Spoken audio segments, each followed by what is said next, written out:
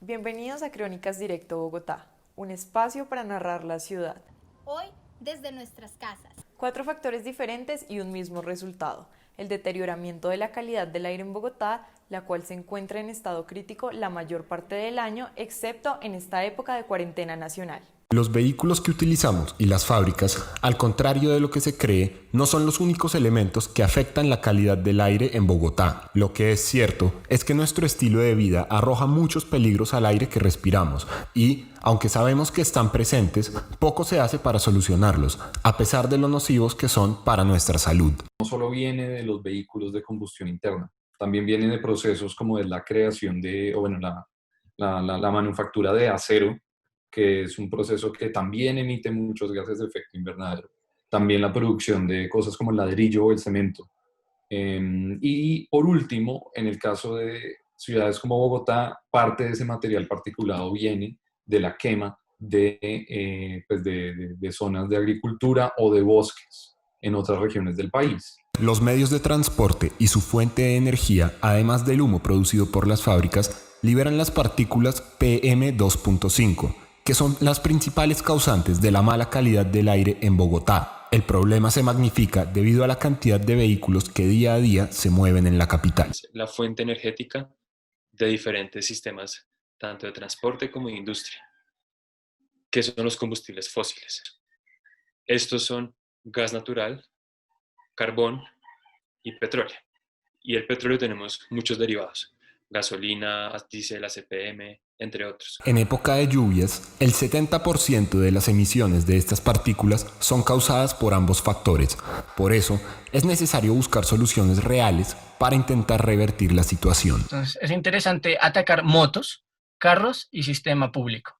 Entonces, yo puedo contaminar más con un Transmilenio, con un carro, que con una moto.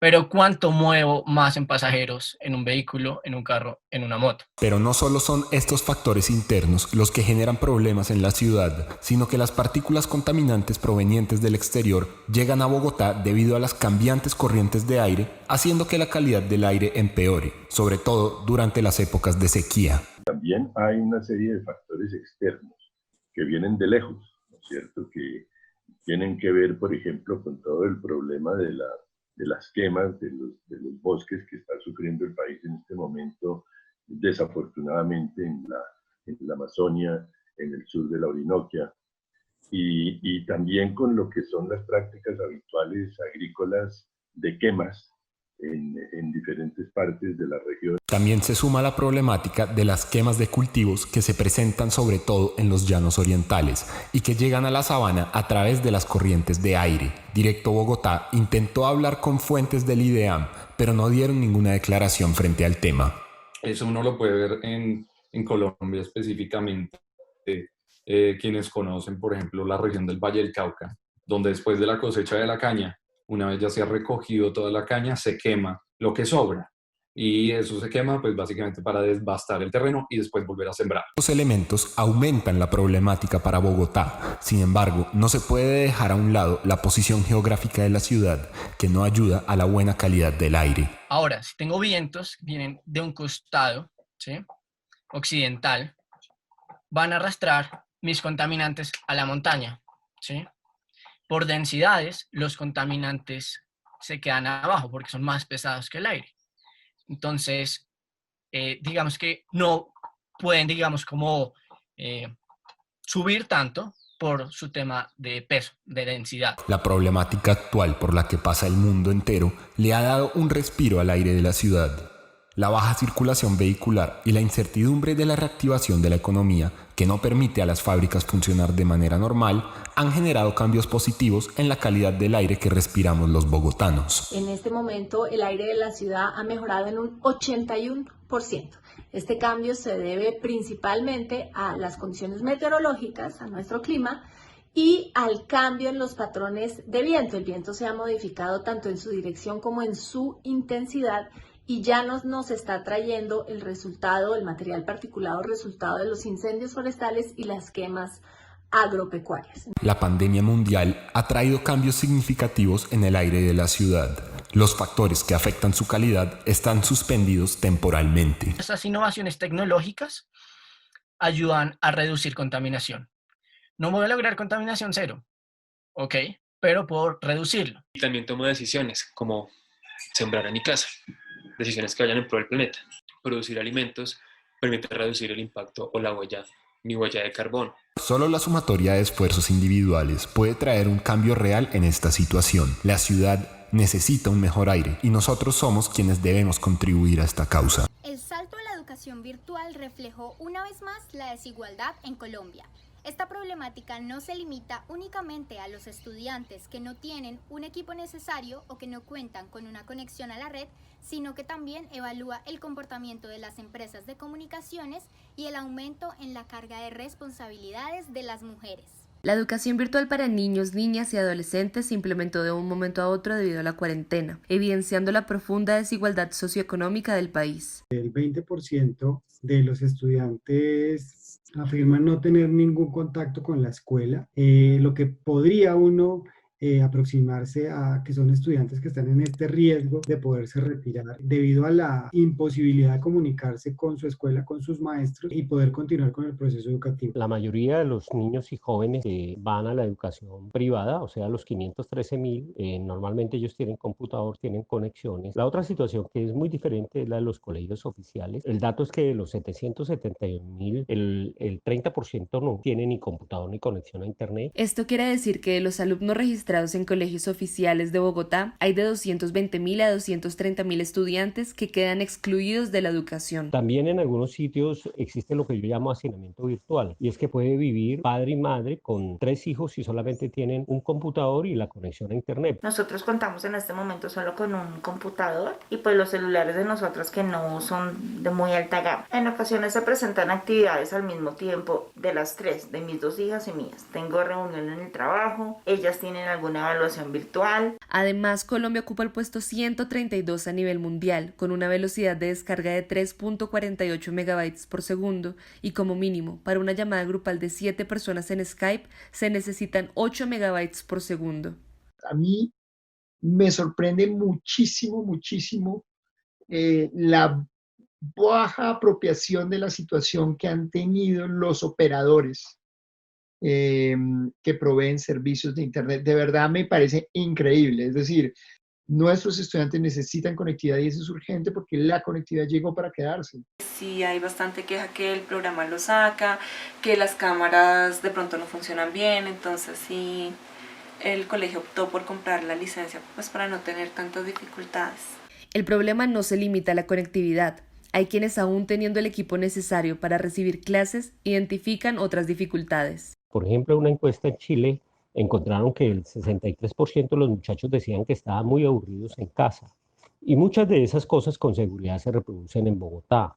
Es muy complicado porque los niños no ponen atención casi, se distraen mucho porque como están en la casa, entonces se quieren levantar, se aburren más, se cansan más, entonces sí es complicado con ellos. Una educación virtual no solo es prender un computador, una educación virtual es cambiar el enfoque pedagógico, inspirar a los estudiantes, cómo va a ser para que las interacciones sean pertinentes. Es así como el acompañamiento de un adulto responsable se hace necesario, pero la mayoría del trabajo doméstico, el tiempo libre y la instrucción durante la cuarentena ha recaído en las madres de los estudiantes. Por un lado ha aumentado el trabajo remunerado, porque el teletrabajo ha aumentado, más el trabajo doméstico no remunerado. Entonces tienen que hacer las tareas de los hijos, tienen que planchar, tienen que lavar. Es complicado porque, pues por lo menos en mi caso, yo que no estoy empleando, no estoy ahorita con ningún trabajo, se me hace difícil poderlos ayudar a los dos, me toca el tiempo con los dos. Yo creo que es más complicado para las personas que sí tienen que estar trabajando. Ante este panorama, la Secretaría de Educación ha creado el programa Aprende en Casa, una alternativa que prescinde de la conexión a Internet. Tenemos un acuerdo con Canal Capital, donde estamos emitiendo una franja educativa todos los días de 7 a 10 de la mañana con repetición de 2 a 5 de la tarde. Un espacio por ahora de media hora en radio que se transmite lunes, miércoles y viernes con programas orientados a los maestros o a los estudiantes o a los padres de familia. Si bien es una solución, no es nueva. En los 70 la radio se usó para educar y desde hace 30 años en la televisión se han desarrollado contenidos pedagógicos. Hay un atraso enorme. Seguimos igual que hace 30 años en cuanto a cobertura, infraestructura y soluciones. Tenemos que cambiar el modelo educativo, tenemos que cambiar el modelo de conectividad. Internet tiene que ser, Internet para usos educativos tiene que ser un derecho implementado para todo el mundo. Los profesores e instituciones han dado respuesta a una crisis que nadie se esperaba.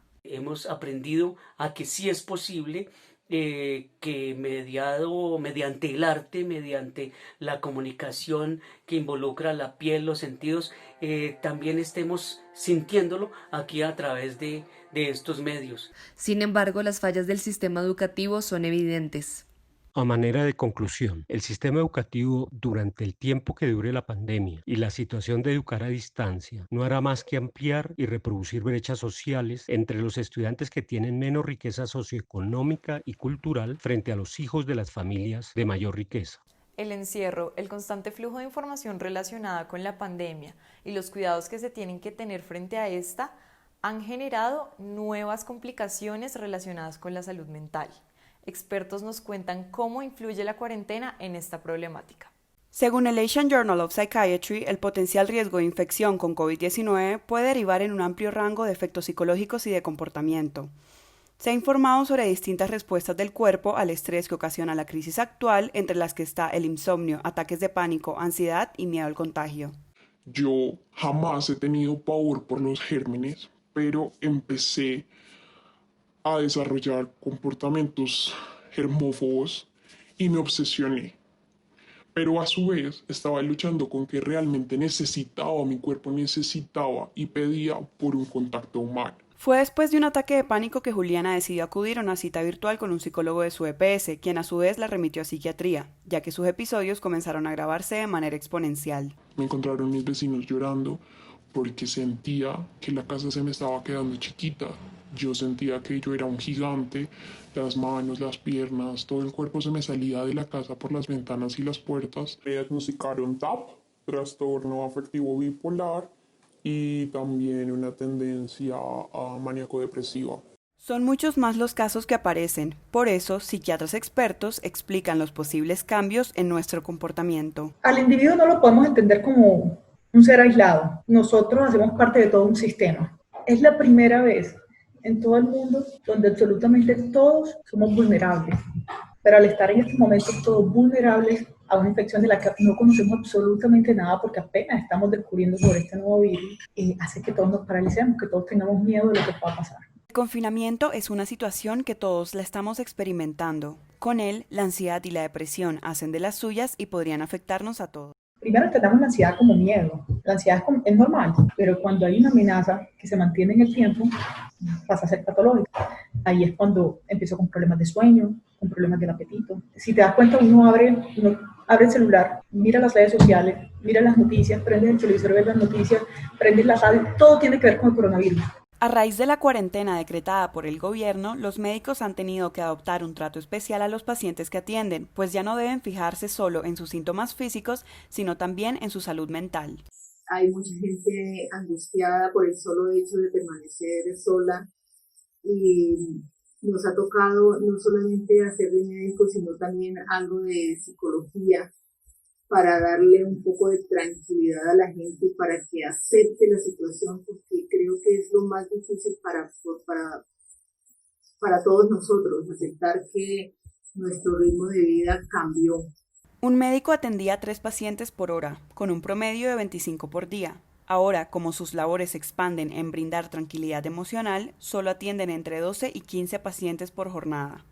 Hay llamadas que son rápidas, que son fáciles, que son pacientes que aceptan la situación, que entienden, pero hay otras llamadas que pueden prolongarse 20 o 30 minutos porque el paciente o está muy angustiado o no está entendiendo la situación.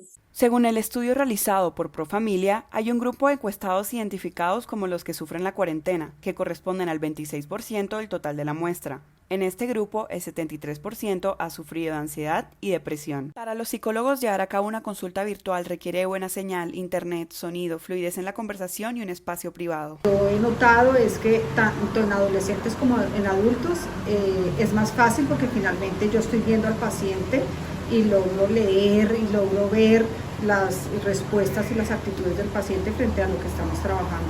Me ha parecido complicado, es con niños, porque con niños la metodología que se utiliza es a través del juego, a través de la interacción. Por otro lado, el papel de los medios de comunicación, en especial los virtuales, ha tomado fuerza. Hablemos de Salud Mental es un medio de periodismo de investigación y de soluciones de alto impacto. Ellos ofrecen un servicio de consejería, coaching, psicoterapia y apoyo psicológico, además de informar sobre salud mental. Y esto lo hacemos aportando desde los conocimientos de nuestro equipo, que son 13 profesionales de la salud mental y un estudiante de últimos semestres de psicología. En el resto del equipo también lo compone un estudiante de filosofía de los Andes y yo. Aunque las redes sociales pueden ser positivas, ya que permiten llegar a tener un cierto tipo de interacción social, en el aislamiento la cantidad de publicaciones sobre lo bueno y lo malo que rodea la cuarentena puede llegar a agravar esta situación. Nosotros lo que hacemos es recibir a esta persona. Dos de nuestras psicólogas están capacitadas para hacer intervención en crisis, pero lo que ellas hacen es acompañar a la persona hasta llegar, por ejemplo, a la línea 106, que es la línea de la Secretaría de Salud de Bogotá. Adicionalmente, en la página web de este medio de comunicación está disponible una lista por departamentos de sus respectivas líneas de ayuda, si es que no residen en Bogotá. El sector audiovisual se ha visto gravemente afectado por la pandemia. La suspensión de las producciones, la precarización laboral y la ineficiencia de los decretos del gobierno son algunos de los problemas que enfrentan las agremiaciones. El mundo audiovisual se detuvo desde la llegada de la pandemia. La precarización laboral y los decretos de emergencia del gobierno prendieron las alarmas de las agremiaciones del sector, que ante la crisis sanitaria pararon sus producciones. Yo creo que la pandemia dejó en evidencia que el mundo está patas arriba hace ya un buen rato, y parte de ese estado al revés de las cosas es que somos un gran número de profesionales que estamos en una situación laboral bastante precaria y bastante incierta. Hoy, más del 60% de los trabajadores del sector audiovisual trabajan desde la informalidad y han tenido que buscar recursos para sobrellevar la crisis. Muchos están ofreciendo diferentes cosas que hacen para poder sobrevivir a esta pandemia. Entonces, unos venden yogur, otros venden tapetes para desinfección, otros venden gel, jabón. En los registros que reunió la mesa de gremios del sector audiovisual, encontraron que de las 637 personas registradas, al 65.8% les empeoró su situación laboral de forma grave desde que inició la pandemia. Además, 300 de las personas encuestadas no pudieron seguir con sus producciones y casi el 20% aseguró que se les acabó el contrato, mientras el 70% desconocen el devenir de su situación laboral. Vamos a estar en una escasez de películas los próximos 2 o 3 años. No va a haber en las pantallas películas colombianas, historias colombianas nuevas, y después no va a haber trabajo suficiente para las personas que trabajan en la industria cinematográfica. Sin embargo, el gobierno dice que ha abierto convocatorias para la creación cinematográfica, sumadas a una serie de estímulos del MINTIC y Ministerio de Cultura, como el Decreto 561, que es una medida transitoria para auxiliar económicamente a los artistas perjudicados por la crisis. Hace poco nos tuvimos que volver a reunir para relanzar las convocatorias, teniendo en cuenta, digamos, un fondo como el 50% menos, porque afortunadamente el fondo venía con un remanente, más lo que teníamos de enero, febrero y la mitad de marzo. Para el Ministerio de las TIC, el decreto busca proteger a los canales de televisión abierta para no cobrarles multas que podrían ascender a 14.000 millones de pesos. Según el gobierno, la medida no perjudica a los trabajadores del sector audiovisual, ya que el presidente Duque está comprometido con los gremios porque los considera fundamentales para la economía naranja. Ese decreto no le prohibió a ningún operador producir. Fue el virus, el coronavirus, y fue las recomendaciones de distanciamiento social como una medida para preservar la vida y para proteger la salud de los colombianos, que esos sí son elementos que están por encima de cualquier sector de la economía. Sin embargo, el ministerio tampoco habló de garantías inmediatas para aliviar la situación de las agremiaciones del sector. La mayoría de las medidas que el Ministerio de Cultura y de las TIC han anunciado para sobrellevar la crisis se verán reflejadas a largo plazo, sin que respondan a las necesidades inmediatas de los trabajadores afectados por la pandemia.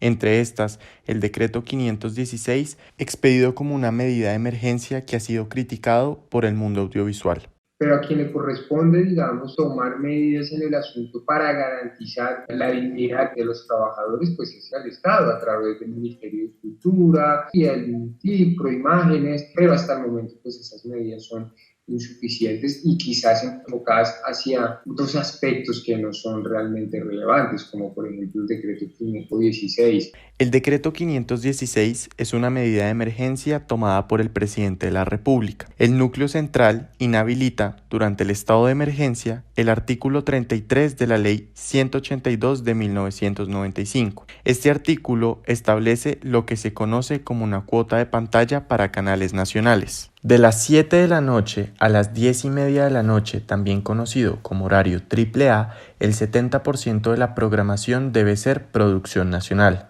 De las 10 de la mañana a las 2 de la tarde, el 55% serán productos nacionales. De las 2 de la tarde a las 7 de la noche será el 40%. De las 10:30 de la noche a las 12 de la madrugada, el 55%, y sábados, domingos y festivos, el AAA será el 60% de programación de producción nacional. Sin embargo, el decreto modifica estos valores y los baja al 20%, argumentando la imposibilidad de producir contenido nacional durante la pandemia. Lo que nosotros hemos venido alegando desde el comienzo es que este momento en que la gente estaba encerrada en las casas era una ocasión muy especial, una oportunidad para que el público conectara con el producto local. Las implicaciones del decreto terminan afectando las producciones locales, la identidad nacional, el derecho a la comunicación y las regalías que recibe el sector, porque abre la posibilidad a los canales nacionales de comprar producciones extranjeras. Tener un espacio en el prime time garantizado para darle mayor relevancia a contenido cultural audiovisual hecho en Colombia, ese ha sido como un gran valor del país y se vio reducido de tajo sin un criterio o sin un argumento realmente que fuera claro con respecto a lo que significaba el COVID. Aunque las posibilidades futuras se ven confusas, el gobierno y las agremiaciones están esperando que el Ministerio de Salud apruebe los protocolos de bioseguridad para reactivar la producción del mundo audiovisual. Durante la cuarentena ha aumentado la violencia contra la mujer. El aislamiento ha dificultado el acceso a los mecanismos de denuncia. Los juzgados y los psicólogos disponibles no logran cubrir la demanda de atención. A un 200% se ha aumentado la violencia contra la mujer en la cuarentena que atraviesa Colombia. 3 de 10 asesinatos son por violencia intrafamiliar. 220 son las llamadas que la línea púrpura, aquella habilitada para realizar reportes de casos en Bogotá, recibe diariamente. De fondo, la violencia estaba detrás. O de fondo estaba que salía y con esto se disparó la violencia. Pero no, la violencia no se genera por generación espontánea porque estamos en una pandemia y yo me volví agresivo. No, seguramente estaba algo latente que hizo que se disparara. Los expertos en el tema concuerdan que las causas de la violencia intrafamiliar son múltiples, como la ansiedad o los problemas económicos. Además, uno de los factores determinantes ha sido el alcohol entre un 40% a 60% de los casos. Cuando uno tiene estrés, libera noradrenalina y libera cortisol. La adrenalina, la noradrenalina, se han hecho estudios de que aumenta las conductas agresivas, por ejemplo. No sabemos ahorita cómo está con la pandemia, pero sabemos que el estrés y el estrés crónico está liberando dosis exageradas de adrenalina, de noradrenalina. Se incrementan las razones por las que las parejas o por las que las familias pueden llegar a tener conflictos, y es todo el tema de no poder trabajar y tener aún más restricciones en tener seguridad alimentaria, en el cuidado de los hijos. Las mujeres asumen o duplican y triplican su carga laboral y su carga de, digamos, trabajo no remunerado en el hogar. Un error desde el primer momento fue no haber prohibido el consumo de alcohol en el hogar, ya que pues esto incrementa el riesgo de generar algún tipo de violencia intrafamiliar. Dadas las preocupantes cifras, gobernantes locales y nacionales han creado una serie de estrategias para combatir esta pandemia, como es el caso de la campaña #JuntosPorEllas del gobierno o espacios seguros de la Secretaría Distrital de la Mujer. Tenemos estrategias como espacios seguros. Es una estrategia que lanzamos en el marco de la cuarentena, pero eso va a continuar después de la cuarentena. Y es una estrategia entre FENALCO, D1, Justo y Bueno, ARA y Farmatodo para que las mujeres puedan reportar y recibir atención, están en riesgo ahí mismo. Sin embargo, algunas mujeres han acudido a colectivos o fundaciones en busca de ayuda por temor o desconfianza de la eficacia de las estrategias gubernamentales. Y llegamos a la conclusión de que el Estado ha sido totalmente inefectivo con las mujeres, en especial la alcaldía. Aunque nosotras diríamos que todo el Estado, sinceramente, pues porque no es una situación que se remita únicamente a Bogotá, sino es realmente en todo el país. Los informes que ha sacado el gobierno para la cuarentena son unos lineamientos específicos en cuanto a esto. Se ha hecho avances, pero creo que le falta más las rutas para la violencia, falta mayor facilidad de acceso y respuesta oportuna de parte de los entes de control como la policía en casos de violencia y ayuda inmediata para que no se prolongue esto. Además, entes como la Red Jurídica Feminista y la Secretaría Distrital de la Mujer brindan un acompañamiento jurídico a las mujeres con el fin de acelerar los procesos judiciales y así garantizar que se realice la denuncia. Algunas abogadas de la red hacen parte de una red mucho más grande, autogestionada, feminista de mujeres, que es la Red Solidaria de Mujeres, que es una línea de atención que está acompañando a mujeres tanto jurídicamente como psicosocialmente y que se ha articulado, digamos, de manera muy orgánica. Tenemos a las abogadas y psicólogas de las casas de igualdad de oportunidades, de los centros de atención de la Fiscalía, de las casas de justicia, todas atendiendo de manera virtual, y también nuestras abogadas de la estrategia de representación jurídica. El sistema judicial ha tenido problemas con los procesos burocráticos, las pruebas y las garantías a las víctimas. Por ello se creó la Ley 1959 de 2019, que tiene como objetivo ampliar su alcance, mayores condenas y mecanismos eficientes. No obstante, el crecimiento de los casos ha colapsado el sistema.